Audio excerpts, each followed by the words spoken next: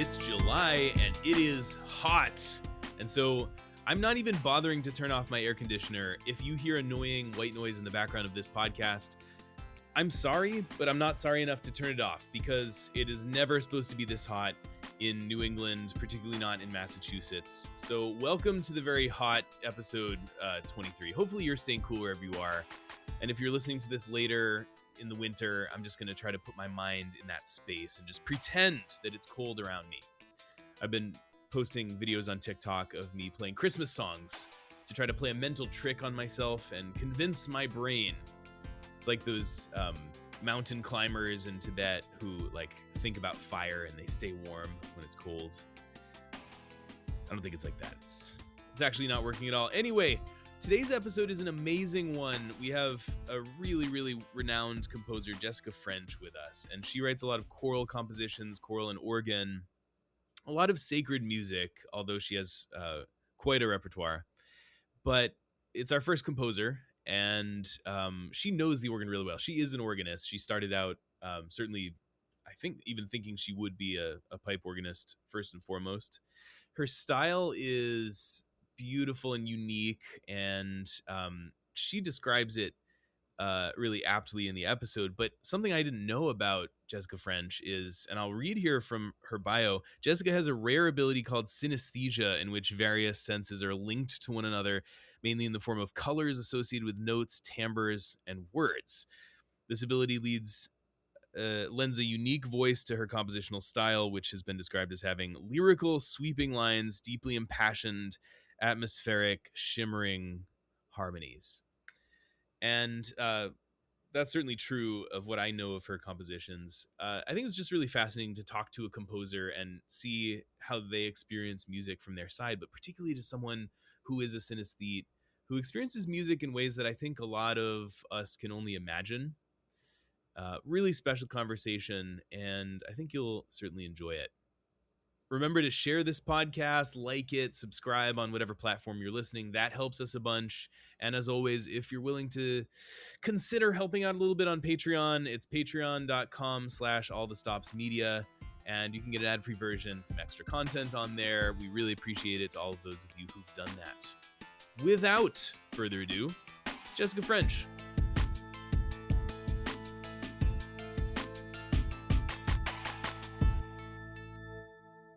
Welcome to the program. We're so happy to have you on today. Thank you. It's so great to be here. You're a fabulous composer. We've just sung your praises in the first segment, but you are our very first composer we've had on the podcast. And so today, organ will come up as it always does, but this is composition front and center. So I want to just get right into it and have you tell us some of your path and what led you to your type of composition. Sure. Yeah. So I kind of grew up in a musical family, so it's been around me my whole life. My mom's a singer-songwriter.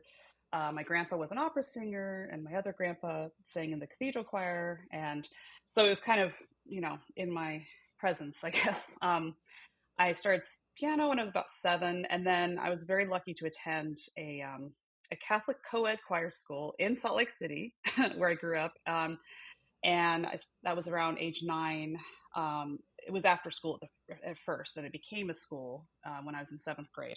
But basically, I grew up singing, music from basically Gregorian chant to present day, rehearsals every day, so being immersed in church music at a very young age. And so that kind of led me to eventually take organ lessons. And then that led to a career of being an organist for a while. And then I think it was around 2011, I moved here near Seattle and switched gears a bit and decided to just try composing and see what happens. And it just was kind of a side thing.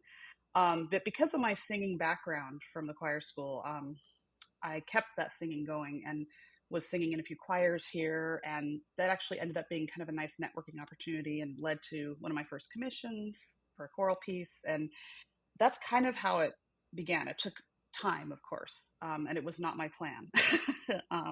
My plan was to be an organist, but it ended up becoming something much more than just a side gig. And so I decided to keep going with it. And that's why I compose now. And I think that's mainly why most of my music is church music, choral music, organ music, etc. So Yeah, being a composer is, I remember talking to a friend of mine in college, and he was a philosophy major, and he always said, Mm. I should be considered a philosopher because, that's what I do. I should be a philosopher. You're a mathematician. You're a such and such. You're an organist. I should be a philosopher. But it takes a certain level of like courage and societal recognition or something before you can be, you know, like when did you feel like I am a composer? I've published all this stuff. Choirs are singing my stuff all over the place. Like I am a composer. Yeah, that's a good question because it does. It takes time and a lot of patience because I started taking lessons here from a really great composer. His name is John Muleisen. He's a pretty established choral composer as well as orchestral, and he writes a lot of big works here. And it took me a few years to hone my craft as a composer because I did improv and I did church music like a lot of us organists did or do. But this is a whole different kind of thing. Um, it wasn't until probably you have to get like your pieces performed, right? And you do have to have some sort of, people have to know who you are. It's hard at first. And I was in that boat where I'm going to conferences and like handing out, like perusal scores on my music. Like, please, would you look at my music? And, and it's so embarrassing. Like, it's like, I still don't like doing it. But it's part of what you need to do if you want to get your stuff out there. But it took time. I want to say it wasn't, I mean, I think locally here in Seattle, because I was singing in a lot of choirs and I knew people already, it didn't take as long for people to start to be like, oh, now you're composing. Okay. And also, I call it my publishing company, the French Press. And so people will be like, oh, I love that name. And so it like kind of stuck. And, Oh and my it, goodness. the whole coffee. And the funniest thing is it was just a random thought. People were like, what were you feeling when you thought of that? I'm like, I don't know. I was just randomly like, I just put I it on the cover. Like, it wasn't anything. But like having something like that that's catchy or like that people can recognize helps when you're trying to get your stuff out there. So I think honestly, it was funny. It was around the pandemic that I actually was like, okay, you know what? I think I'm a composer. So, and Tantu Mirgo was kind of my piece that helped kind of get that out there for me, I think, I saw, especially in the church music world. isn't Tantamergo, someone just did a big notable performance of it like this week, right? Yeah, it was the RCM Carolina course Oh at Duke wow. University, and that was really cool. I mean, I watched it online. I love that everyone streams everything, so I can still Sure. experience it. Sure. But yeah, and that was really fun. So, Oh, that's so cool. What hmm what an amazing thing. I would say like marketing yourself is coming up here. It's something that a lot of musicians deal with. And you have a good idea or you have something to offer, something you really want to play, but it does feel a little weird kind of selling it and trying to tell people, "Hey, believe me, I have this thing I want you to hear and I want you to see." Um hmm and then over time people start to kind of trust each other. Like they say, oh, I have this colleague who did this piece, or oh, I know this person who had this person come and play, and there starts to become this like web of understanding. So yeah, right.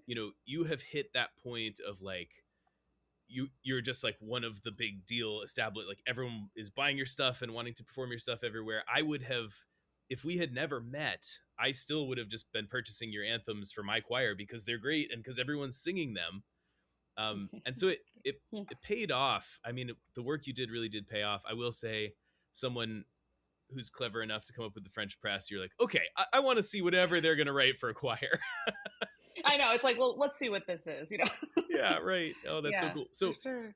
I want to get into, um, God, we have a lot to talk about. Before our first break, tell us a little bit about how you would characterize your style of writing, if that's even fair. Maybe you have a whole buffet of styles that you like to participate in, and tell us a little bit about it.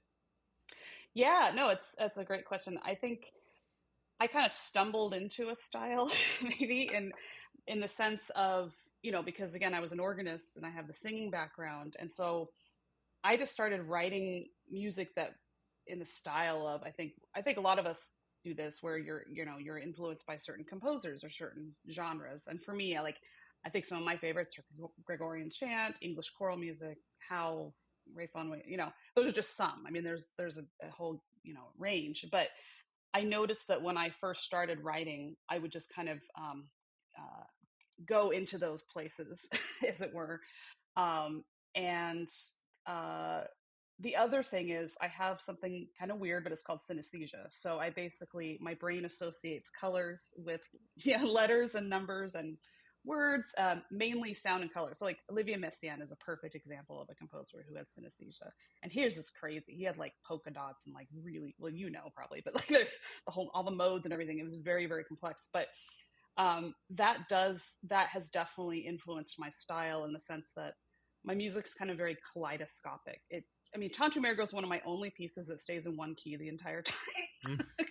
A lot of my other stuff starts in one key, and like my praises and responses, for instance, a friend of mine, Zach Hemingway, is the director of music at Epiphany, where I sing, and I wrote those for them during the pandemic. And it starts in G minor, and at the very, very end, it ends up in C sharp major. And every time we rehearse it at the end, he's like, how the heck did you end up in C sharp? And I always say, and I'm like in the front of the whole choir, and we're all laughing. I'm like, I don't know. Like, so it's really strange, but that's kind of, yeah, like some of it's weird and intuitive and strange. And then, so it's not always planned. I definitely don't script it. Like, okay, for 8 bars, I'm going to be in this key. And then I'm going to go to this key. I think the modality especially kind of leads into different places. So anyway, that's kind of how I stumbled upon this. This was definitely not planned at all. So, but sometimes the things that you don't plan are actually the more interesting things, I think. Isn't that true? I've always wondered what it would have felt like to be like in Messiaen's head, because we can play music or listen to music from a composer like Messiaen, but he talks about, you know, how the music strikes him. Like as I recall, he talked about these modes of limited transposition that he made up. He talked about them like they were so intuitive to him. It's like how we hear major and minor. And right. if you play one of those modes for somebody today, you know, it's half whole, half whole, half whole, half whole, and it's like it comes from another planet. It's completely different. And I feel like he was probably so in the clouds with experiences that, you know, I can't imagine that he almost had to systematize it and say, okay, this piece is in this one, or this is in this. Obviously, people, you know, there was the 12-tone rows and things like that where people would systematize far out music. Do you have any kind of, have you noticed anything emerge with you that's like, oh, I tend to have these kind of frameworks. I tend to develop these systems? I do a little bit. I definitely don't have modes. That would be cool one day, although it might be weird. I don't know what I'd come up with. But for me, like patterns I've noticed is, especially modes, I think I'm addicted to the Lydian mode. Like so many of my pieces either end in the Lydian mode or start or go there at some point. And I think a lot of it is because of the color, the brightness. Anything that you raise the 4th scale degree in a scale, and that's the Lydian mode. And for me, visually, it sounds strange, but it's almost like it glitteratizes it. What's the word? I don't know. Glitteratize. That's the word now, Jessica. Glitteratize. It's the new word. That's the new word. You know, the new piece I'm going to write, the glitter. But it does actually add something, you know, it brightens it even more. And I think I'm really drawn to very bright colors. Someone asked me, what color is Tantu Marigo? It's E, so it's an E minor, and E is orange, kind of like this color, you know, and so very bright, you know. Yeah, or I know, it's like crazy, right? Like, and the thing is, I never got to choose this. It's like, that's the other thing I want to mention with synesthetes is, because I have some friends who are synesthetes, and I knew people in music school, like at IU undergrad. I knew a violinist, for instance, who had synesthesia. And we all have our own color palette. So like if you take all the notes of the scale, you know, A through G, every note has its own color. And it's almost like if you're holding up a green crayon and saying this is blue. Like if you say that to another synesthete, like for me, A is green. And for him, he'd be like, no, it's not, it's yellow. And it's like very like, you know, like visceral, what are you talking about? Yeah. Exactly. And it's almost like offensive to them. They're like, no, what are you talking about? It's yellow. Yeah, exactly. And I've noticed that with other synesthetes that I've gotten to know, is they do have that kind of, I mean, I do too, but I try to be nice about it. I'm like, oh, that's cool. But you know, it's green to me. But that kind of ties into you're talking about like you know, with Messiaen and his modes. I think I gravitate toward certain modes more, or certain key centers more, because of their either brightness of color, or the other thing is because I mostly set music that has text to it, and words have color too. So sometimes when I go through and I look at like a more important word, or a word I want to emphasize, or a phrase, that word will have a color. So sometimes I'll find myself going into a mode or key center that has that color, And I think that's why my music becomes so kaleidoscopic. It's because you're like, okay, well, this word says this, so let's go here, and now we're going to go here. And I look at it later, and I'm like, oh, of course I did that because that word is red, and so I went, So it's a lot of it's not, Interesting. yeah. Because I look at it later, I'm like, why? Like I said earlier, when Zach's like, why did you go to C sharp major? Oh, well, it's because this word, Hmm. That's an example where it's not even, it's kind of intuitive. It's not always planned. Someday when So the musicologists are studying your collected work, they'll find this episode as a time capsule, and they'll use it as a study framework for understanding exactly. Jessica French's music. I love it. That's right. Oh, that's so cool. We're going to take Yeah. our very first break. We have so much more to talk about, so stay with us here on the All the Stops podcast. Today's episode is brought to you in part by Ortloff Organ Company. With instruments from coast to coast, Ortloff Organ Company has gained a strong national reputation for new pipe organs built with meticulous attention to detail, placing the accompaniment of singing first and foremost. Based in Greater Boston, Massachusetts, their thoughtful restoration work, specifically of Skinner and Wurlitzer organs, has also gained high praise.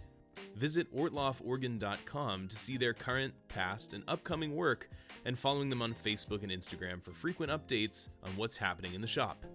ortlofforgan.com. Today's episode is brought to you in part by today's episode, the All the Stops podcast on Patreon, where you can go on for a small subscription fee, get an ad-free version of the show, as well as some bonus content coming soon, and support the back-end costs of making this show possible.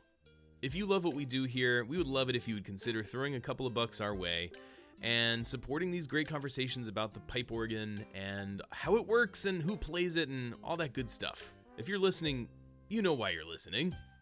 Anyway, patreon.com/allthestopsmedia. Throw a couple bucks our way. It would help a lot. Thank you for listening to the show, and thanks for supporting what we're doing. We're going to get into specifics about a lot of your compositions, and there's a lot to talk about, but we've been mentioning this Tantum Ergo, and it is the first one that we bought at FBC Worcester. Would you say that's your most popular these days? Yeah, I think that is probably the most popular. So you said it was orange, as I recall, and so I'm trying to remember. So E minor, it's Tantum Ergo Sacramentum, and it kind of walks up, right? 1 to 2 to 3. hmm Is that, I assume that follows the plain chant, right?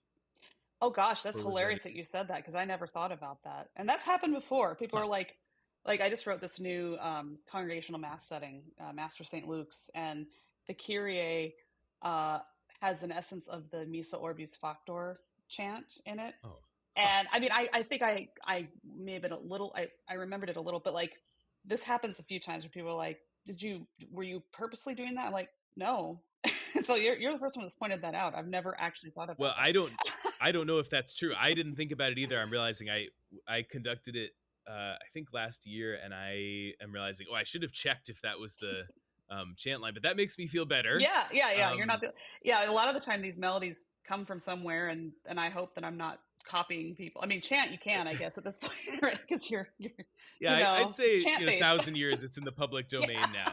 That's fine. Right, exactly. Right. Well, the funniest thing is that melody I actually wrote in high school. For it, I was taking. Really? Yeah, it was.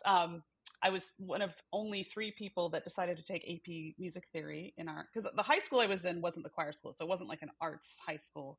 But the music teacher was great, and she taught music theory class. And one of the assignments was, I think it was like we were learning 4-part harmony and chorale writing and all of that. And I think it was either you can do a 4-part string piece or voices. And I was like, well, duh, I'm going to do choir, of course. And that's right. my whole thing. And then I was like, ooh, a Tantum Ergo, because we sang a lot of settings of Tantum Ergo. So it was one that the text I was familiar with.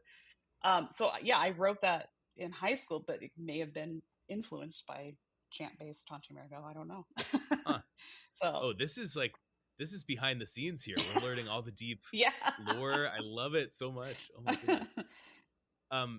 You know what? Let's get into that. I want to ask, when you're a composer, you're presumably ideas come to you sometimes. Mm-hmm. And I'm going to go out on a limb and guess it's not always when you're sitting at a desk with your quill and staff paper in front of you. Right, at the piano. Have you ever had exactly, ready to compose? Do you ever have a tune or a little phrase or anything just kind of hit you when you're out and about in the world? Oh yes, all the time. And in fact, some of my more popular tunes or more, I think, things that I'm happy with happen at the most inconvenient times, actually. Um, I mean, I don't know if you've read Julia Cameron's The Artist's Way, but she talks a lot about being in this flow state, and it's part of it is ideal way to do it is to get out of your own way and let your ego get out of the way and do things that are either just repetitive. Like, I don't like doing chores at all. I hate doing that. I mean, who does? Maybe some people do, but like, so like folding laundry or, doing the dishes or just any kind of like mindless things where you don't have to think about stuff, but your brain knows what to do next. That's usually when an idea will come to me. Blow drying my hair for some weird reason. I don't know if it's the white noise of it, It's the drone, it's the right? drone, Is it the exactly. drone of the? Okay. Exactly. That's happened a lot. The worst one is when I'm about to fall asleep.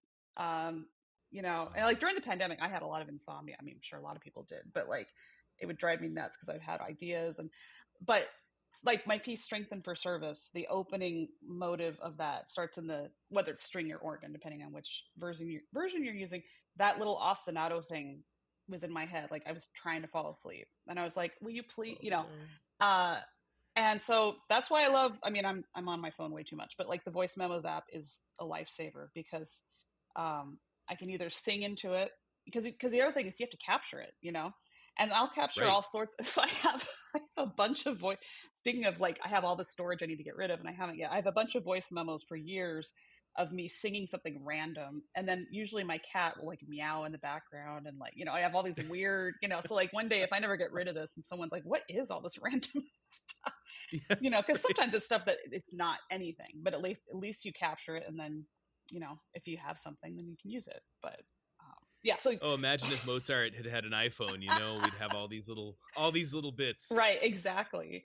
So that's and then sometimes like with that particular example of Strengthened for Service, I was like, because I had a short amount of time to write that piece, so like any inspiration I could capture, I was like, oh, this might be something. So I ran, well, not ran, I walked downstairs, played it on the piano, and made sure, and then like recorded it, and then sure enough, that's what I used for the opening. So sometimes it is something, but So I have to ask then, we know Tantum Ergo began, sounds like a couple of decades ago.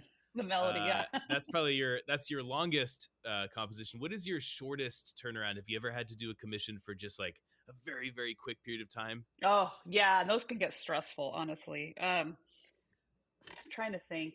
I mean, Strengthened for Service was probably one of those. I think I got the text in January, and they had to have it for a March concert. So, and that Whoa. was my first. This was actually for the choir school where I grew up. It was the 25th anniversary, and so this was like a celebration, and they commissioned me to write it but it was for choir and strings, and I had wanted to write for strings for years, and just because I was still starting out as a composer and all that, never had the opportunity, and so Greg Glenn, the director there, said, we would love for you to write this for strings and choir. And I was super excited, but also super terrified because, I had never done that before. And so I had a short window of time, and I also had to make sure I wrote well for the strings. And I'm not a string player, I have a lot of friends who are Right. string players, which helps tremendously, but beyond that, and so that's why anytime I had an idea, I'm like, I got to capture this because I have a limited amount of time. And sometimes it's good because it's like, I feel like I'm one of those crazy people that thrives on chaos sometimes. And, like maybe a lot of us organists do. We Yeah. kind of have to sometimes. But at the same time, it's like I don't like that happening all the time. So it's kind of a That's mixture, fair. Um, Yeah.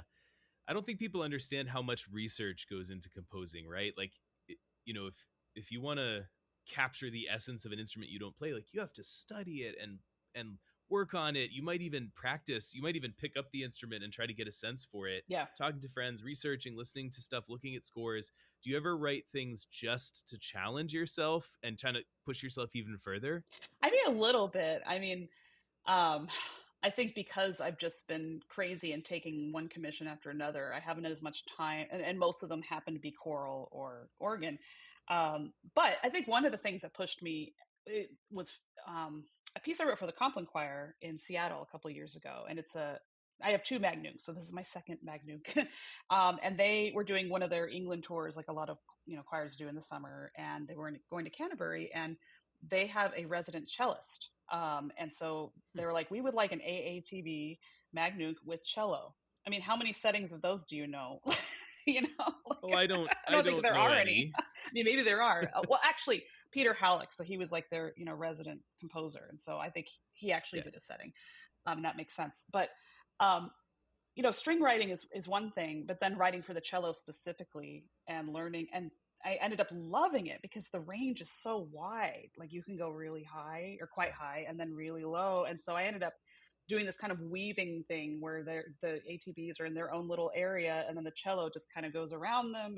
And I love writing for voices, but there's also some limitations like with range and what vowel they're singing on and all of this. But with the cello, you can just kind of do, I mean, not whatever you want, but mostly, hopefully, Yeah. So of course, then I had to, and that's what was great. Paige, I can't remember, Paige Smith, I think she's the resident cellist. So I could actually talk to her and say, hey, does this work? Because I play the organ. I know that this is completely different than playing it on the cello. And I don't want to give you something that's like, that's impossible to play. You know what I mean? Right. So. Yes. Right. Exactly. And that's something organists, I mean, we deal with that a lot because we play a lot of accompaniments. We play a lot of music that is either a transcription of something. Even a hymn, when you play a hymn, you're not playing keyboard music. You're playing a transcription of vocal music, right? Right. We play a lot of stuff that's not idiomatic. People don't really know the organ and they write for it. So I would think with that background, you would be extra sensitive to that as a composer, trying to make sure things fit in the hands and fit that instrument, right? Exactly. Because I think we've all been there where we've sung or played a piece that we're like, we can tell this a great composer, but they do not know how to write for voices or organ or whatever it is. Right. Yeah, absolutely. That happens. We're going to take our final break. We got a lot more to talk about, so we'll be right back. You know, Anitra, they say the organ is the king of instruments. They do. And given that the king of instruments is the inspiration for all the stops media, maybe this podcast network is the king of networks. It's possible. What I do know is that people who like organ or church music or classical music or whatever they're currently listening to on this network are pretty smart people. Yep, but smart people don't know everything. And that's why it's helpful that people like us make podcasts to talk about the things we know a lot about. Because we know smart people are smart, so we can help them be smart about more things. In our case, board games. You got it. We're Andrew and Anitra, married parents of 3, and for 10 years we've been talking about playing games with our kids and encouraging you to play games with the kids in your lives. Don't worry, even if you don't know what games are out there, it's more than just Monopoly. Almost 2,000 games come out every year. We're here to tell you all about it. Because we know smart people like organs, but they also probably like board games. You can find the Family Gamers podcast wherever fine podcasts are sold. And all over social media at Family Gamers AA. So we'll see you there, and play games with your kids. If a listener is just now somehow hearing about you on this very podcast and they have a music budget or something and they're looking to purchase some new compositions, I want to do a little quick overview of some of your stuff.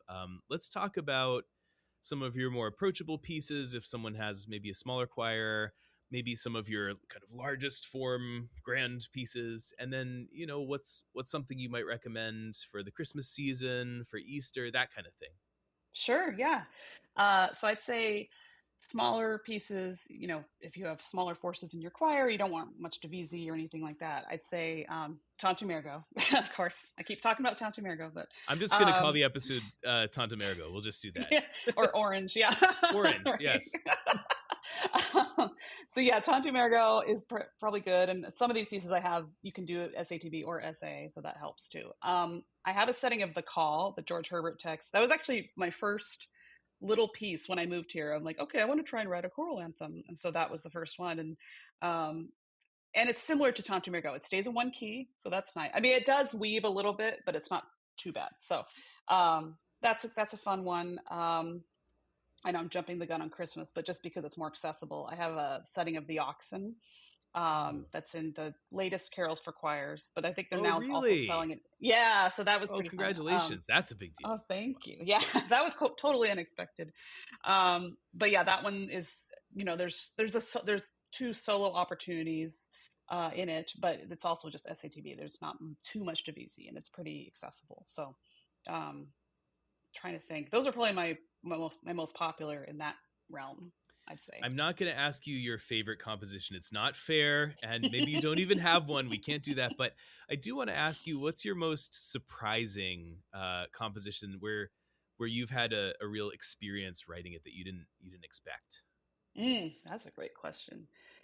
I think there's been a few. I bring up Strengthen for Service again because there were moments in that piece that I didn't expect to occur, maybe, or I didn't expect it to go where it went. And it was one of those things where I was kind of scripting it and like, okay, it's going to go here, and then it's going to do this, and then something else completely different took over, and it was like, oh wow, well that's kind of cool. Sure, I'll go there. So, and again, it really opened the door for me for writing for strings. That's now one of my most favorite things to do. And I did not, I mean, I always thought it'd be fun, but like it kind of opened up doors for me that I didn't know were there. And honestly, it kind of led to other pieces. One of my most, talking about bigger pieces, if you want to do like a really long piece, I just wrote my first 3 movement piece for choir and strings. It's like 15 minutes long. That took a lot of work, and I'm still tired from writing it, but and it was premiered last fall in Covington, Kentucky at this gorgeous basilica. I think it's the Basilica of the Assumption. It's called the Mini Notre Dame, and it's just got these stained glass windows for hours. It's just beautiful. Wow. So Brett Scott, who's at the conservatory, the Cincinnati Conservatory, can't think of what it's called. You know what I'm talking about, probably. They premiered that with his group Musica Sacra. And I think, Strength for Service kind of opened that door of string writing and what other things are possible and what things to explore. So I went off on a tangent, sorry, but we're all about tangents on the All the Stops podcast. So that's a feature, not a bug. I want to change gears a little bit here and just kind of talk about for the next generation of composers. mm-hmm. Historically, composition's been a really male-dominated field, like the organ. The organ world has been extremely male-dominated. And I would like to know what you would say to a young composer now, particularly like a young woman who's wanting to do it, but who looks at it and goes, I don't know if I can get through this network of handshaking and people who just kind of publish the same people's stuff. It's scary in a way. Like, what would you tell somebody now who's coming along and trying to do this? Oh, absolutely. I'd say, I went through this myself, especially growing up in church music, but music in general. All the composers, my favorite composers were like dead white guys, or, like, or if they were living, they were all men probably. And I never thought, oh, this is by I now know a lot more. Thank goodness for people who are finally opening that door. I didn't know much about anything by women, So I think that's part of the reason why I never actually thought, oh, I'll be a composer one day. Like, it just wasn't really, and I don't mean that negatively. It just wasn't. No, I know. You know what I mean? It wasn't something, I didn't have that example. It's no one's fault. It just wasn't that example for me that was spelled out, But I'd say, I bring up Tantu Mergo again for the millionth time, because when I wrote the melody to that, that's when I, as a kid, started thinking, ooh, I kind of like writing something, like creating my own thing, finding my own voice. And I want to do more of this. And that, like you said, it takes courage. It takes an amount of confidence in yourself and believing in yourself that you can do something like that. So I'd say if you have that spark, you should definitely go for it. I think it's really important to find mentors and people who support you. Because in this field or any field, you can find a mixture of people of that, genre, I guess, not genre, but like finding people that encourage you and want you to explore it, and is extremely important. So for specifics, like if you're starting to write a little bit, maybe you watch TikToks of musicians you like and things like that, and you're a young person, what would you say, like, approach maybe like a choral program, try to start singing, or even churches, or what would you recommend as a first step to try to network? That's a great question. Yeah, I think there's a lot of avenues you can go down. I think, yes, finding a choir, a good choir, especially if you're younger, a youth choir, whether it's a chorister program at a church, or, there's a lot of choirs in various states that have like concert choirs and things like that. Those are great. At least for me, growing up singing was one of the ways I think that unlocked the door for me to figure out composing, because you learn a lot of the skills you're learning as a singer are skills you will be using as a composer. if you're interested in playing the organ or playing piano, finding someone you can study with, maybe. And some of these summer programs happen all over the country too, like RSCM, where people go for a week, and meet other people they haven't met before, and they're all learning the same repertoire and learning music theory and music history and getting to know each other and learning about living composers. A lot of these programs are now programming pieces by living composers in addition, which I think is so important. Just like with organists, where you see someone in real time doing the thing that you're interested in doing. I think it's super important to still sing and study all the classics and pieces that have gone before us, but it's also important to see what's happening in real time, Yeah, that's a great point. And that would be closer to the natural default, wouldn't it? I mean, you think about like when Beethoven's writing Symphony Number 9, he's not competing with people who are long dead. He's competing with himself, with orchestras playing, Symphony Number 5 still. Right, exactly. And then things get kind of frozen in time, but you realize like that's not how it's always been, right? Shouldn't it be that way, that you always have new music coming along? Exactly. And then that's how styles change, and exactly. And I think that's for me, it's someone thinking about when I grew up and all that, like having a role model or having multiple role models that are in my sphere somehow really gives you the inspiration to create more.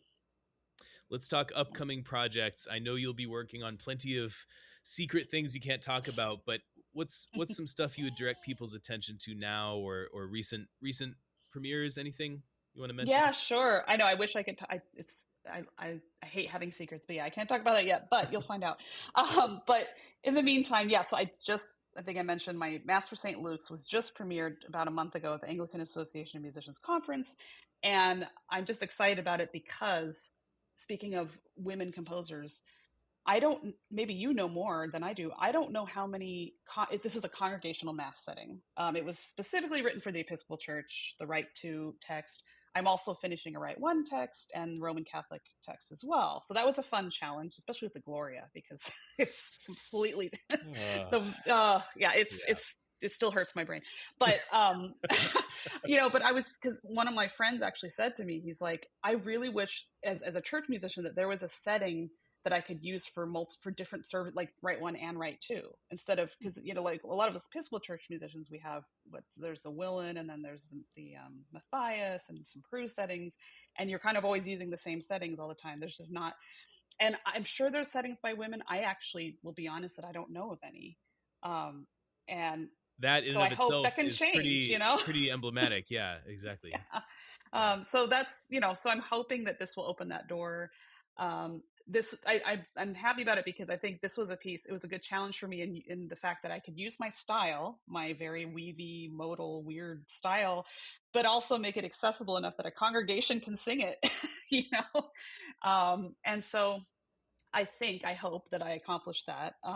But the organist got to do a little more of the complexity, so that way the organist handles it, and then everyone else can. Yes, well, go along for the ride. They enjoy a little complexity from time to time, those organists. That's right.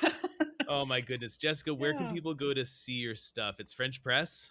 Yeah, so you can just go. So my company's called the French Press. If you just go to jessicafrench.net or .com, either one works. Then you can find my catalog, and you can contact me if you have questions or anything. But yeah, that's the main hub for all my stuff. So thank you so much for your time today. You've been so generous with your time. Wonderful discussion, and I can't wait to find out about these top secret upcoming projects. For sure. Thank you so much. This has been wonderful. All the Stops podcast is a product and trademark of All the Stops Media LLC and is recorded and produced by me, Wesley Hall. The music is written and recorded by me too. Copyright 2026, all rights reserved. Thanks for listening.